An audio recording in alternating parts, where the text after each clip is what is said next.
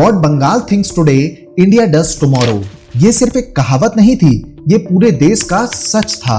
बंगाल वो धरती थी जहां से नए विचारों की लहर पूरे भारत को प्रेरित करती थी। जहां जन्मे थे वो लोग जिन्होंने भारत को आकार दिया।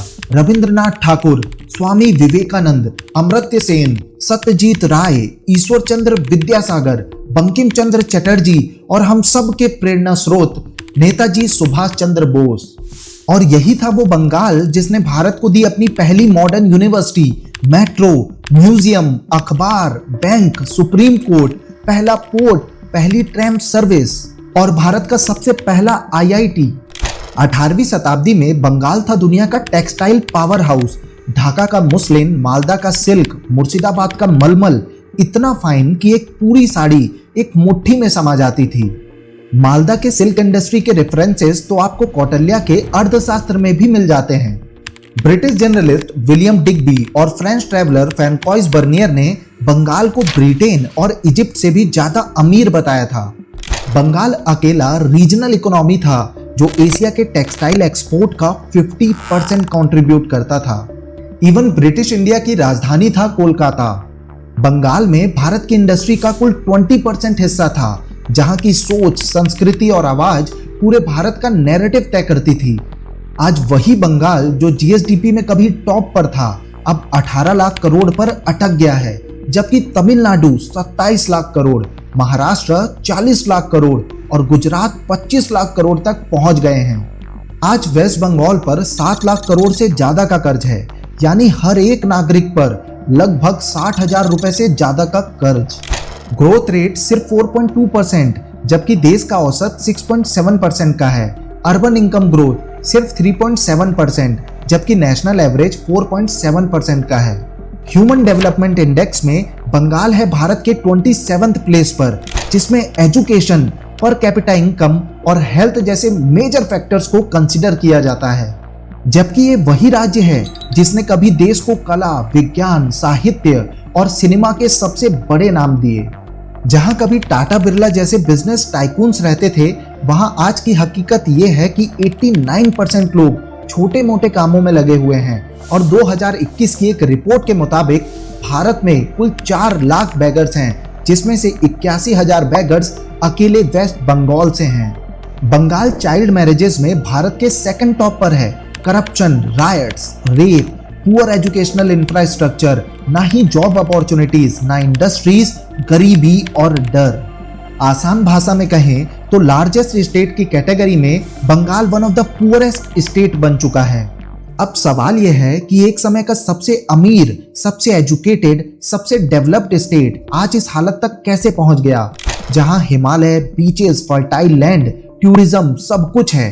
तो ऐसी कौन सी गलतियां हुई जिन्होंने बंगाल को 50 साल पीछे ढकेल दिया। ये वीडियो जरूर बंगाल पर है, लेकिन अगर आप ध्यान से इस वीडियो को देखेंगे तो इसमें हर राज्य को भविष्य का आईना दिखेगा कि कहीं आपका राज्य भी तो इसी रास्ते पर नहीं चल रहा है। हम इस वीडियो में डिकोड करेंगे बंगाल की इकोनॉमिक, सोशल और पॉलिटिकल गिरावट की पूरी कहानी with historical facts, hard hitting data और इमोशनल डेप्थ, जिसका सच आपको झकझोर कर रख देगा। So the question is, what went wrong with West Bengal? टैक्से धस, इकोनॉमीতে ধস, डेमोक्रेसीতে ধস। बंगाल को शांति चाहिए, बंगाल को स्थिरता चाहिए, बंगाल को बम बंदूकों और हिंसा से मुक्ति चाहिए।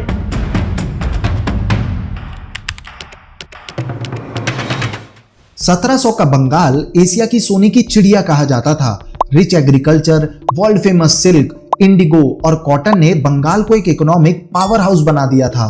और यही वजह थी कि European powers, Dutch, French, Portuguese और ब्रिटिश सब ने बंगाल में बिजनेस करने के लिए कॉम्पिटिट किया।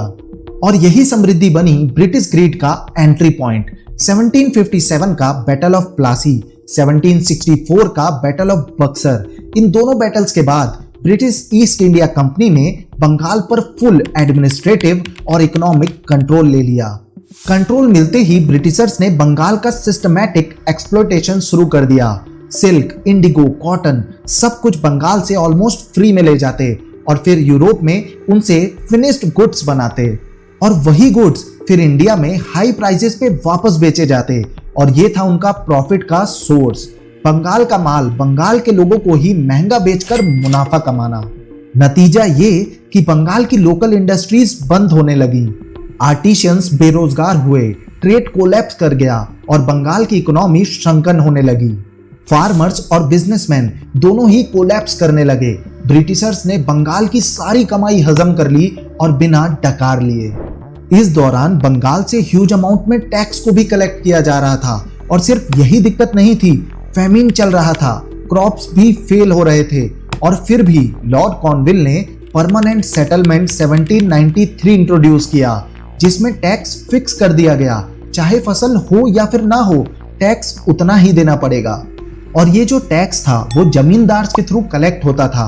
अगर ड्रॉट आ जाता था तो फार्मर्स को लोन लेना पड़ता था।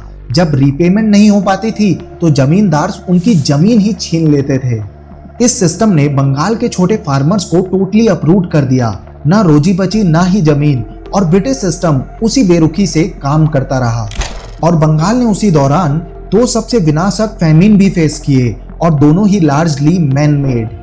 पहला फेमिन आया 1770 में। 1768 से 69 में लगातार ड्रॉट हुआ, क्रॉप्स फेल हो चुकी थी, साथ ही स्मॉल पॉक्स एपिडेमिक भी स्प्रेड हो गया। नतीजा टेरिफाइंग फेमिन इन 1770, जिसमें लगभग 1 करोड़ लोग मर गए। बंगाल की 1/3 पॉपुलेशन खत्म हो गई। ईस्ट इंडिया कंपनी ने इस महाकाल में भी अपनी आर्मी के लिए राइस स्टॉक करना जारी रखा। पब्लिक के पास अब कुछ भी नहीं बचा, कल्टीवेशन 1/3 तक गिर गया, फेमिन और भी डेडली बन गया और बंगाल अपने कोलैप्स की तरफ बढ़ने लगा। दूसरा फेमिन आया 1943 में। ब्रिटिशर्स ने कहा कि एक नेचुरल ड्रॉट था, लेकिन आईआईटी गांधीनगर की रिसर्च के मुताबिक ये भी एक मैन मेड फेमिन था। वर्ल्ड वॉर 2 के टाइम पर विंस्टन चर्चिल ने अपनी आर्मी को खिलाने के लिए बंगाल से फूड ग्रेन्स फोर्सिबली उठाए। हर दिन 1500 टन ऑफ ग्रेन्स आर्मी को भेजा जाता था और बंगाल में 30 लाख लोग भूख से ही मर गए। और इस फेमिन ने बंगाल को दहशत और गरीबी में ढकेल दिया। एक वक्त था जब बंगाल दुनिया का कमर्शियल और कल्चरल जाइंट था, और एक वक्त आया जब लूट, फेमिन और फिक्स टैक्सेशन ने बंगाल को तोड़ कर रख दिया। 1947 में बंगाल का पार्टीशन हुआ। बंगाल को 2 हिस्सों में बांट दिया गया, ईस्ट पाकिस्तान जो आज बांग्लादेश है और वेस्ट बंगाल जो आज इंडिया का एक स्टेट है। लेकिन बंगाल का पार्टीशन पहली बार नहीं हुआ था। इससे पहले भी Bengal 3 major territorial losses face कर चुका था। 1874 में आसाम को बंगाल प्रेसिडेंसी से अलग कर दिया गया और इसका सीधा नुकसान हुआ टी फार्मिंग पोटेंशियल का लॉस। 1914 में बिहार और ओडिशा को भी अलग कर दिया गया और बंगाल के हाथ से मिनरल रिच बेल्ट चला गया। हर बार बंगाल और छोटा और कमजोर होता गया। लेकिन 1947 का पार्टीशन बंगाल के इकोनॉमिक स्ट्रक्चर के लिए सबसे विनाशक साबित हुआ। बंगाल के 75% जूट फील्ड्स ईस्ट पाकिस्तान में चले गए और जूट मिल्स वेस्ट बंगाल में रह गए। ईस्ट पाकिस्तान ने जल्दी ही इंडिया के ऊपर जूट एक्सपोर्ट पर हैवी टैक्स लगाना शुरू कर दिया। रिजल्ट, जूट मिल्स बंद होने लगे, लाखों वर्कर्स बेरोजगार हो गए। पार्टीशन के साथ बंगाल को झेलना पड़ा एक और बड़ा क्राइसिस, रेफ्यूजी इन्फ्लक्स। 1961 के सेंसस के मुताबिक लगभग 30 लाख लोग ईस्ट पाकिस्तान से माइग्रेट हुए बंगाल में, और ये सिर्फ ऑफिशियल फिगर था। लाखों लोग तो बिना डॉक्यूमेंटेशन के भी आए, जिससे बंगाल पर इकोनॉमिक और इंफ्रास्ट्रक्चरल प्रेशर और ज्यादा बढ़ गया। इंडिपेंडेंस के बाद बंगाल के पास रिकवरी का एक चांस था, लेकिन उस चांस को भी पॉलिटिक्स ने बर्बाद कर दिया। पहले कांग्रेस, फिर सीपीआईएम और बाद में टीएमसी ने बंगाल में राज किया, लेकिन बंगाल के साथ सिस्टमैटिक डिस्क्रिमिनेशन होती रही, सेंट्रल लेवल पर भी और पॉलिसीज लेवल पर भी। जूट एक्सपोर्ट पर जो रेवेन्यू आता था उस पर स्टेट गवर्नमेंट का शेयर कम कर दिया गया। रिफ्यूजी रिहेबिलिटेशन के लिए जो एड पैकेज बंगाल को दिया जाता था वो भी रिड्यूस कर दिया गया। इनकम टैक्स रिटर्न में बंगाल का शेयर 20% से घटाकर 12% कर दिया गया, और जबकि बॉम्बे प्रेसिडेंसी का शेयर 21% तक बढ़ा दिया गया। और इवन उस समय के बंगाल के chief minister doctor BC Roy ने यह सब देखकर नेहरू जी को लेटर लिखा था, कहा था कि बंगाल के साथ अनफेयर ट्रीटमेंट हो रहा है।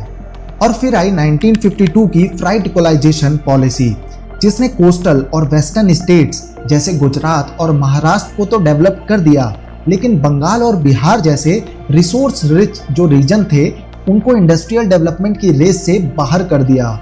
1952 तक बंगाल के पास इंडिया की सबसे ज्यादा फैक्ट्रीज थी, लेकिन 1960 तक इंडस्ट्रियल आउटपुट 27% से घट करके 17% हो गया। और इसके साथ सिर्फ इकोनॉमी ही नहीं, कॉन्फिडेंस भी कोलैप्स कर गया। पार्टीशन ने बंगाल के शेयर से जमीन, रिसोर्सेज और मैन पावर छीन लिए और पॉलिटिक्स ने उसके बाद बचे कुचे इंफ्रास्ट्रक्चर और होप को भी सिस्टमैटिकली डिसमेंटल कर दिया। आईएनसी के बाद बंगाल में आई सीपीआईएम, जो कम्युनिस्ट आइडियोलॉजी को लेकर आए, लेकिन साथ ही लाए trade union dominance, labour unrest और इंडस्ट्रियल कोलैप्स।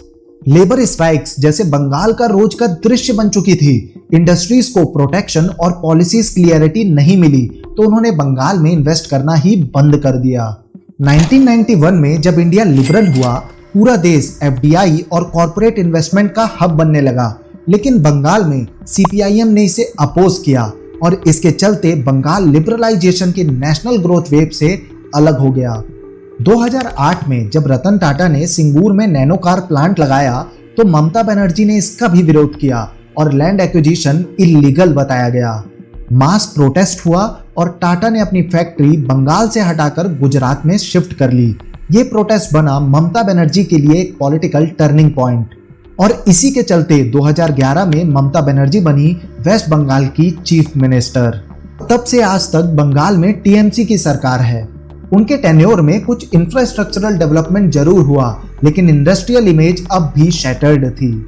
और सिर्फ टाटा ही नहीं, एक और मेजर कॉर्पोरेट ग्रुप था जिनका बंगाल में प्रोजेक्ट था, Aditya Birla group.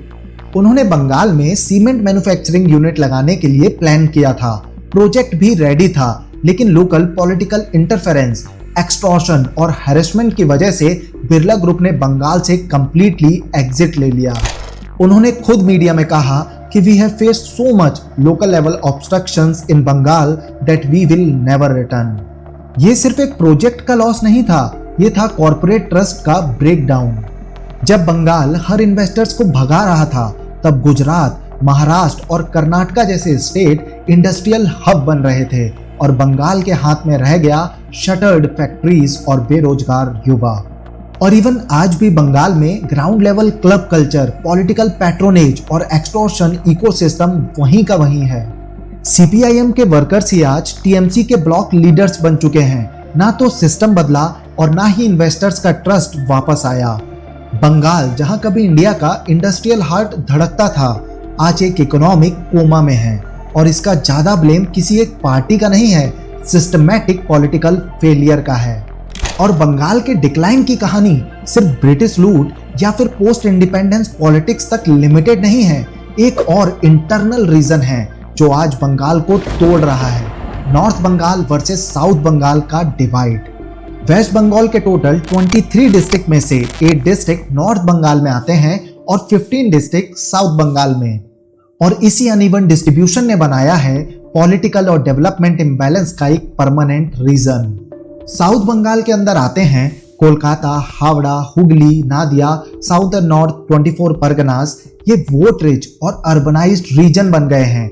State politics का ये एपिसेंटर है और इसका रिजल्ट ये है कि जो भी पॉलिसीज बनती हैं या जो भी फंड एलोकेट किए जाते हैं, उसका मेजर चंक सिर्फ साउथ बंगाल को ही मिलता है। 2024-25 के वेस्ट बंगाल के बजट में 3.7 लाख करोड़ का बजट पास हुआ, लेकिन नॉर्थ बंगाल के 8 डिस्ट्रिक्ट के लिए 861 करोड़ को अलोकेट किया गया, यानी टोटल बजट का सिर्फ 0.002%। और इतने कम बजट से 8 डिस्ट्रिक्ट का डेवलपमेंट कर पाना पॉसिबल ही नहीं है। नॉर्थ बंगाल में आते हैं दार्जिलिंग, जलपाईगुड़ी, कूच बिहार, अलीपुरद्वार, मालदा और दिनाजपुर जैसे डिस्ट्रिक्ट्स, जो आज स्ट्रगल कर रहे हैं बेसिक नेसेसिटीज के लिए। ना प्रॉपर रोड्स, ना ही 24 घंटे इलेक्ट्रिसिटी, ना ही क्लीन ड्रिंकिंग वाटर, ना हेल्थ केयर और ना ही हायर एजुकेशन। और इवन सिलीगुड़ी को छोड़कर पूरे रीजन में कोई भी इंडस्ट्रियल जोन तक नहीं है। टी गार्डन वर्कर्स डेकेड से सेम इनकम पर ही काम कर रहे हैं और सेंटर के 4 न्यू लेबर कोड्स भी स्टेट में इंप्लीमेंट नहीं किए गए हैं जो उनकी इनकम बढ़ा सकते थे। और डिस्पैरिटी सिर्फ पॉलिसीज तक ही लिमिटेड नहीं है, पर कैपिटा इनकम में भी एक ह्यूज गैप दिखाई देता है। साउथ बंगाल में फर्टाइल गंगा प्लेन्स और पोर्ट होने के कारण यहाँ राइस और जूट कल्टीवेशन, ट्रेड और इंडस्ट्रीज का स्ट्रॉन्ग नेटवर्क है। वहीं नॉर्थ बंगाल में हिली टेरेन होने के कारण एग्रीकल्चर लिमिटेड है और रोड्स कनेक्टिविटी भी खराब। और इस डिस्पैरिटी के होने के कारण नॉर्थ बंगाल के लोगों में एक सेंटिमेंट डेवलप हो रहा है, जिसकी वजह से सिर्फ दार्जिलिंग ही नहीं, पूरा नॉर्थ बंगाल अलग स्टेट की डिमांड उठाने लगा है, जैसे गोरखालैंड और कामतापुर की डिमांड आ रही है। पर असली सवाल यह है कि आखिर नॉर्थ बंगाल को इग्नोर क्यों किया जा रहा है? तो answer is simple, politics. West Bengal legislative assembly में टोटल 294 सीट्स हैं। गवर्नमेंट बनाने के लिए चाहिए 147 प्लस सीट्स, और सिर्फ साउथ बंगाल से ही आती हैं 220 प्लस सीट्स, और नॉर्थ बंगाल में है सिर्फ 50 से 60 सीट्स। तो कोई भी पार्टी सिर्फ साउथ बंगाल को ही टारगेट करके सरकार बना सकती है। और यही वो रीजन है कि नॉर्थ बंगाल का पॉलिटिकल रिप्रेजेंटेशन बहुत वीक है, और इसीलिए उनकी डिमांड्स असेंबली में सप्रेस हो जाती हैं। और जब किसी रीजन के लोग महसूस करने लगे कि उनकी गवर्नमेंट उनकी ही नहीं है, तो वो सिर्फ पीछे नहीं रह जाते, वो अलग हो जाते हैं। और बंगाल के केस में ये डिवाइड सिर्फ जियोग्राफिकल नहीं, इमोशनल और पॉलिटिकल भी बन चुका है। और अब ये साइलेंट फ्रैक्चर बंगाल के फ्यूचर के लिए सबसे बड़ा थ्रेट बन रहा है। अगर गवर्नमेंट सिर्फ वोट बैंक के बेसिस पर होगी तो डेवलपमेंट कभी भी इंक्लूसिव नहीं हो सकता, और अगर बंगाल को एक जोड़ कर रखना है तो नॉर्थ बंगाल की आवाज भी सुननी पड़ेगी। और अगर बात करें बंगाल के इंफ्रास्ट्रक्चर की, जो किसी भी स्टेट की इकोनॉमिक बैकबोन होती है, तो यहां भी बंगाल एक बहुत ही बुरा रिपोर्ट कार्ड लेकर खड़ा है। वेस्ट बंगाल में हाईवेज सिर्फ 7.5% तक ही एक्सटेंड होते हैं, जबकि नेशनल एवरेज 15% का है। ये काफी बड़ा गैप है, और इसका सीधा असर पड़ता है डेली लॉजिस्टिक्स, सप्लाई चेन और बिजनेस ऑपरेशंस पर। इंफ्रास्ट्रक्चर पर गवर्नमेंट का फोकस कितना कमजोर है, इसका अंदाजा इस बात से लगाया जा सकता है कि लगभग 20 साल पहले जो हाईवे वाइडनिंग का काम शुरू हुआ था, वो आज तक कंप्लीट ही नहीं हो पाया है।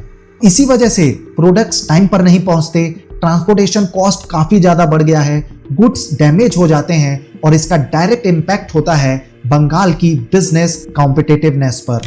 यहाँ एयर कनेक्टिविटी का हाल भी कुछ खास नहीं है। 9 करोड़ की पॉपुलेशन वाले इस स्टेट में सिर्फ 2 ही इंटरनेशनल एयरपोर्ट हैं, नेताजी सुभाष चंद्र बोस एयरपोर्ट कोलकाता और बागडोगरा एयरपोर्ट सिलीगुड़ी के पास है। सेंट्रल गवर्नमेंट ने देश भर में उड़ान स्कीम के जरिए एयर कनेक्टिविटी को बूस्ट किया, जिसका फायदा ऑलमोस्ट हर स्टेट को हुआ, मगर वेस्ट बंगाल इस रिवॉल्यूशन का भी हिस्सा नहीं बन पाया। पूरे नॉर्थ बंगाल के लिए सिर्फ बागडोगरा एक सिंगल ओवरलोडेड हब बन चुका है, जबकि regional air infrastructure almost non existent है। और अगर रेलवेज की बात करें तो सिर्फ 8% बंगाल का एरिया रेलवे नेटवर्क से कनेक्टेड है, जिसका मतलब हुआ trade route weak, tourism crippled and remote regions cut off. Railway network का यही गैप पूरे ईस्टर्न कॉरिडोर को बैकफुट पर रखता है। और एक और बहुत ही हार्श रियलिटी, वेस्ट बंगाल में सिर्फ एक ही मेजर सिटी है, कोलकाता, और स्टेट का अर्बन इंफ्रास्ट्रक्चर भी कोलकाता से शुरू होकर कोलकाता पर ही खत्म हो जाता है। मतलब no urban growth centres in rest of state, no planned expansion, no balanced development. और जब इंफ्रास्ट्रक्चर डेडलॉक हो तो इकोनॉमी सिर्फ सरवाइव करती है, ग्रो नहीं करती, और बंगाल की कंडीशन अब सिर्फ सर्वाइवल मोड पर ही है। पर एक चीज है जिसमें बंगाल बाकी स्टेट्स के कंपैरिजन में आगे दिखाई पड़ता है, और वो है social welfare schemes and policies. Mamata Banerjee की सरकार ने अपने रूल के दौरान सोशल वेलफेयर स्कीम्स को अपनी आइडेंटिटी बना लिया है। आप स्क्रीन पे देख सकते हैं कि कितनी सारी पॉलिसीज बंगाल में इंप्लीमेंट की जा रही हैं।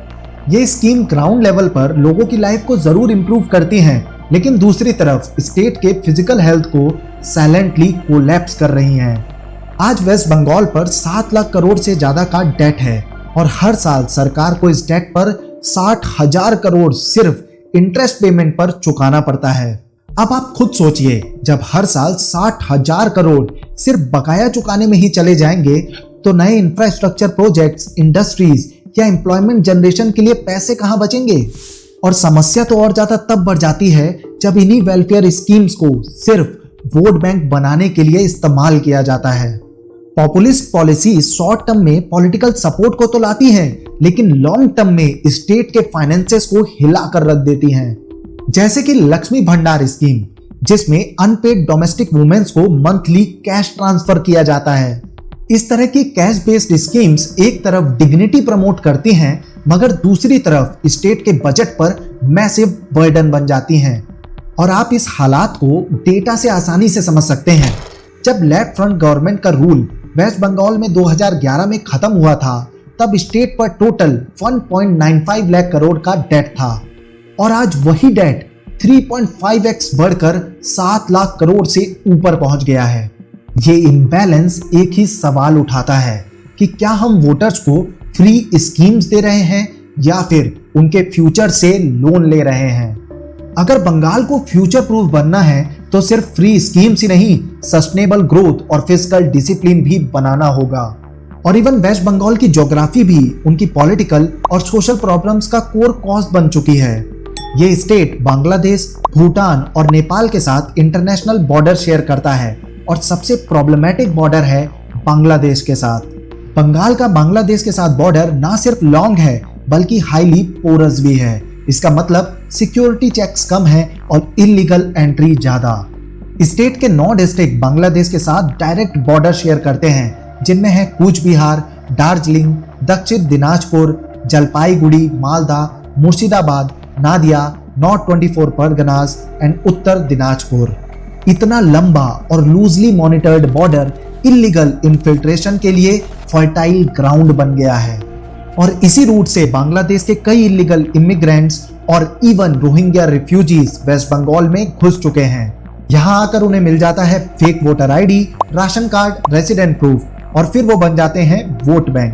Political parties in illegal settlers को पैम्पर करती हैं वोट सिक्योर करने के लिए, और असली बंगाली पॉपुलेशन का इंटरेस्ट साइडलाइन हो जाता है।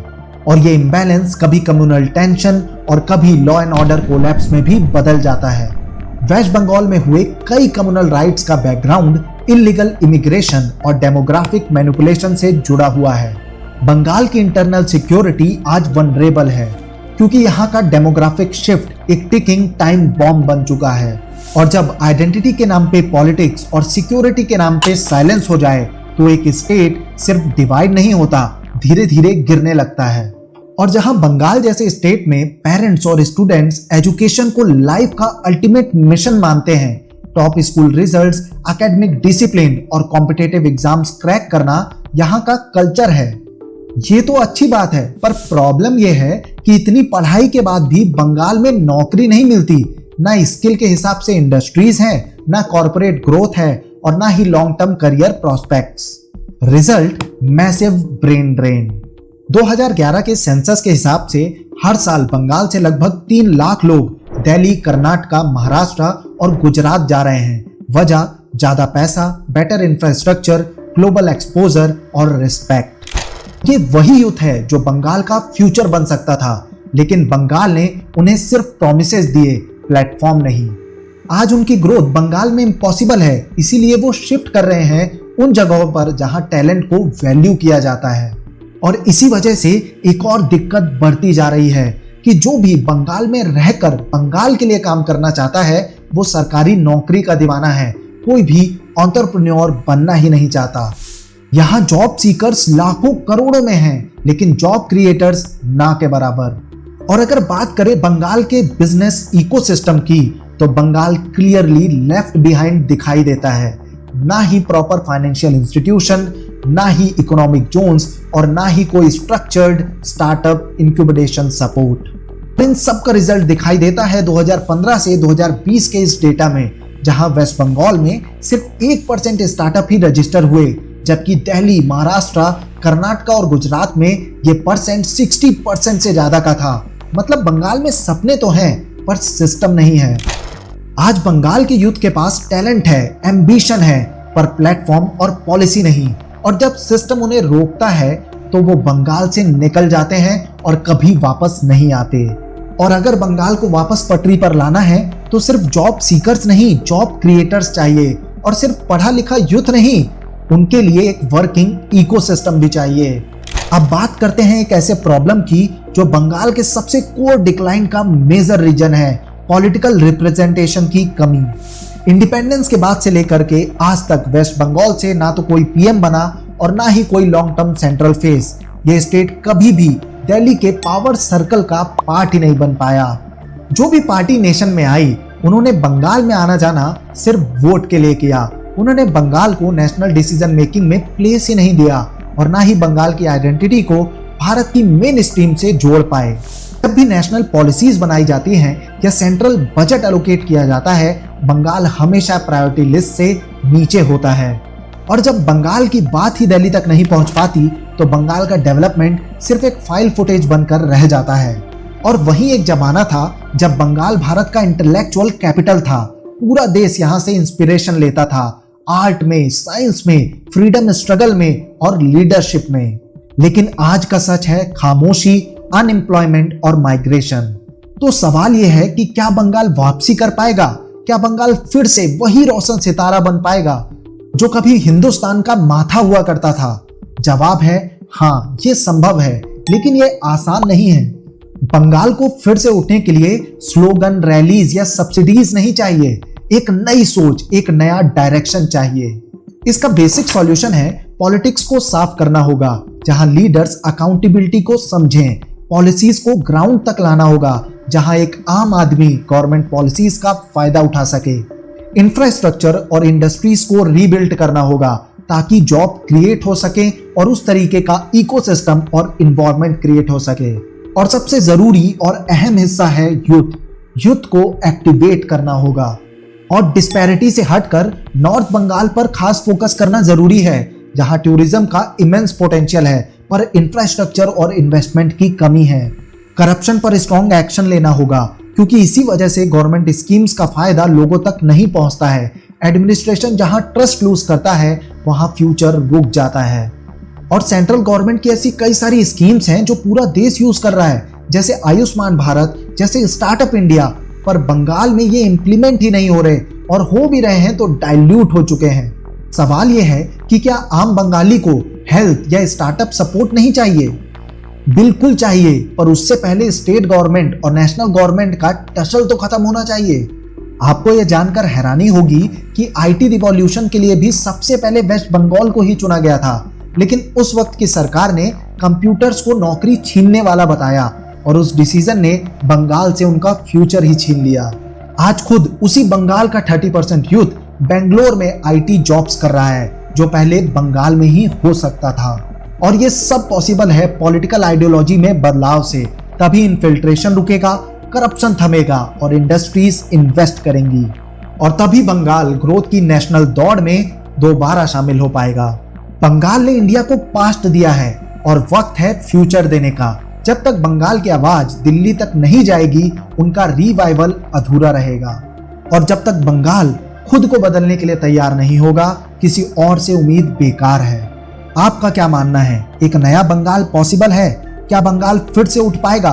कमेंट में जरूर बताइए। हमने अपने इंस्टाग्राम और यूट्यूब हैंडल पर बंगाल से रिलेटेड 2 शॉर्ट्स डाले थे, जिस पे 10 मिलियन से ज्यादा व्यूज हैं और 20,000 से ज्यादा कमेंट्स हैं। उन कमेंट्स में जो क्वेरीज और जो दर्द बंगाल के लोगों का दिखाई दिया, आज हमने उसी को इस वीडियो में कवर करने की कोशिश की है। तो अगर आपको हमारा ये प्रयास पसंद आया हो तो प्लीज हमें सपोर्ट करने के लिए चैनल को सब्सक्राइब जरूर करें और अपना प्यार कमेंट में जरूर शो करें।